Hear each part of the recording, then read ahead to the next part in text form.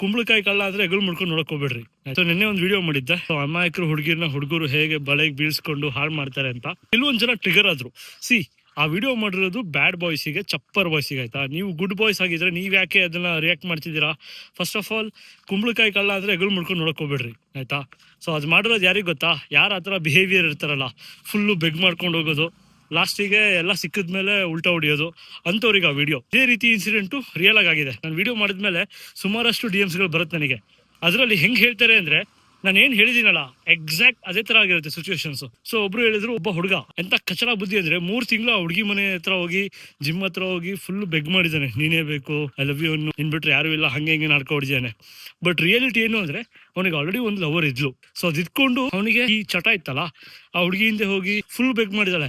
ಆ ಹುಡುಗಿ 2-3 ತಿಂಗಳು ಏನು ರೆಸ್ಪಾಂಡ್ ಮಾಡಿಲ್ಲ. ಅದಾದ್ಮೇಲೆ ಇವ್ನು ಮಾಡಿರೋ ನಾಟಕ, ಅನುಕಂಪ ಇದು ನೋಡಿ ಅವಳು ಸಂಭವ್ ಕನ್ವಿನ್ಸ್ ಆಗಿದ್ದಾಳೆ. ಅಲ್ಲೇ ಮಿಸ್ ಆಗಿದ್ದು. ಸೊ ಅವಳು ಸಂಭವ್ ಕನ್ವಿನ್ಸ್ ಆದ್ಮೇಲೆ ಇವನ್ ಗೊತ್ತಲ್ಲ ಅಣ್ಣ ಎಲ್ಲ ಪ್ರೊಸೀಡ್ ಮಾಡಿದ್ದಾನೆ. ಅದಾದ್ಮೇಲೆ ಈಗ ಅವ್ನು ಬೇರೆ ಮದುವೆ ಆಗಿದ್ದಾನೆ ಆಯ್ತಾ. ಸೊ ಜಸ್ಟ್ ಇಮ್ಯಾಜಿನ್, ಆ ಹುಡುಗಿದೇನು ತಪ್ಪೇ ಇರಲಿಲ್ಲ ಅಲ್ಲಿ. ಸೊ ಯಾಕೆ ಹೇಳ್ತಿದ್ದೀನಿ ಅಂದರೆ, ಈ ಥರ ಚಪ್ಪರ್ ಬಾಯ್ಸ್ ಇರ್ತಾರಲ್ಲ, they might look absolute gentlemen ಥರ ಕಾಣ್ತಾರೆ. ಒಳ್ಳೆ ಫೇರ್ ಕಲರ್ ಇರ್ತಾರೆ, ಟಾಲ್ ಇರ್ತಾರೆ, ಬಾಡಿ ಬಿಲ್ಡ್ ಮಾಡಿರ್ತಾರೆ, ಅಥವಾ ಎಲ್ಲದೂ ಚೆನ್ನಾಗಿರುತ್ತೆ, ಬ್ಯಾಂಕ್ ಬ್ಯಾಲೆನ್ಸ್ ಎಲ್ಲ ಇರುತ್ತೆ. ಬಟ್ ಬುದ್ಧಿ ಮಾತ್ರ ಚಪ್ಪರ್ ಬುದ್ಧಿ ಇರುತ್ತೆ. ಸೊ ಬಲವಂತಕ್ಕೆ ಏನೂ ಮಾಡಕ್ಕೆ ಹೋಗ್ಬೇಡಿ.